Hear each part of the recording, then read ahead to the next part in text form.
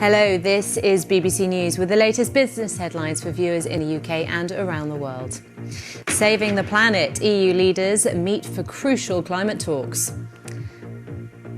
Advantage Youth, how new players are winning big at one of the world's oldest games. And don't try this at home, the dangers of DIY bling.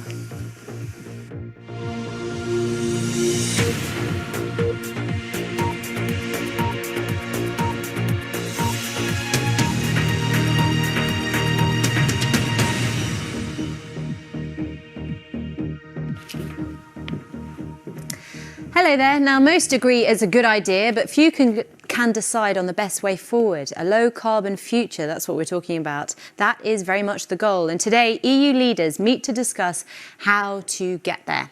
Well, last month, Europe's leaders agreed to reduce net greenhouse gas emissions by at least 55%. National-based approach, because in principle, the EU has two ways to reduce its emissions. One is an EU-based approach, which specifically covers the sectors that we call the power sector and the industry sector. And there's a national-based approach, which covers the road transport, buildings and agriculture, and where member states, each member states get a target of what and how much they have to reduce their emissions. And it's on the second part that the discussion takes place. So how well do you think the EU is working as a bloc towards this low-carbon future? Well, obviously, 27 member states with very different economic realities make it hard to have one common approach, and that's where negotiations and pieces of legislation are actually needed to come to a certain agreement that is a balanced agreement that takes into account those differences between the member states. But once those pieces of legislation are being agreed and being put in place, we actually see that the EU is able to go beyond what was agreed. Now, is there truth behind the fears, most recently expressed by Poland, but also the Czech Republic as well, that it's going to be poorer members who are going to be affected disproportionately as a result of these targets? That, again, it's different for different countries, because there's a number of Eastern European member states of the European Union that clearly have an advantage over others in the sense that they have seen substantial emission reductions happening already. So for funding, do we have any idea how any of this is going to be paid for? So, again, the European Union has agreed on a budget that the... OK, thanks very much, Wendell Trio in Belgium for us. Thank you. Thank you. Now, European Union leaders have agreed to ban Belarusian airlines and have told EU carriers not to fly over Belarus. Wow. Now, you can reach me on Twitter. I'm at @VFritzNews. Plenty more coming up with all your headlines in about 5 minutes' time. I'll see you soon.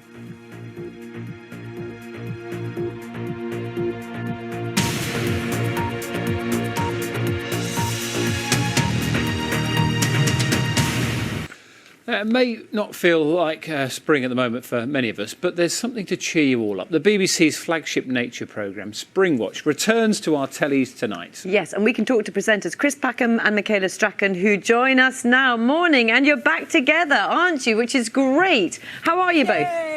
Yes, we're back together, but we're not married. We're just leave it, Packham. We're not married. We've got loads of... Yes, it's a great pleasure to have Michaela back here, of course. It's really, really good. But we're slightly disappointed by Carol's weather forecast, particularly for us up here in Norfolk and the east of England. It's not feeling very spring-like, and it's definitely having an impact on the future stars of our 3-week show, which starts tonight, of course. The birds are a little bit behind, aren't they? They certainly are. I mean, normally at this time of the year, when we come on air, we've got lots of chicks in nests, but now a lot of those birds are sitting on eggs. We have got a few, though, haven't we, to show people? We have, yeah. We've got a buzzard out there in the woods, not too far from where we are at the moment, actually, which has 2 chicks.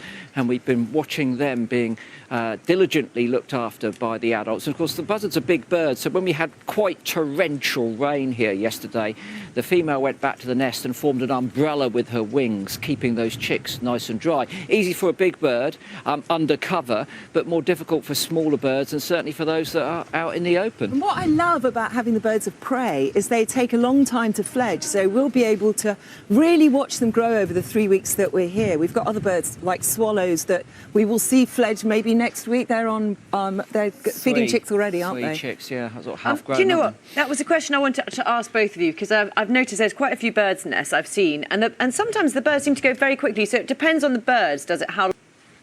Yeah, it does. I mean, most of our smaller species of birds are fledging, what can we say? I mean, normally about sort of 15 to 19 days. Things like great tits, blue tits, the warblers, the finches, those sorts of things. They're feeding their birds, principally their chicks, principally on insects at this time of year, but they're struggling because it's so cold, as we've heard. And of course, if it's not that warm, those insects can't be active, which means that the birds can't catch as many of them. And that means that either their brood size diminishes, very sadly the young perish in the nest, or it will take them slightly longer to get them out. So there are a number of variables involved. Larger birds like the buzzard, well, they're in the nest for sort of 35 to 40 days, simply because they're bigger and they need to get their feathers down before they can properly fledge and start flying around as young birds. And another surprising one that takes a long time is a pigeon. I've got a pigeon right outside my hotel room, and that's going to be in the nest for quite some time. They're about 32 days before they fledge as well. We're just seeing some pictures at the buzzard nest, actually. We can see the chicks in there. I think mum's probably flown off somewhere to get some food. But we've also got this multicam view, which can show all the pictures of all the various nests that I know are at your location at the moment. So give us an idea, Michaela, some of the other highlights we've got over the next few weeks.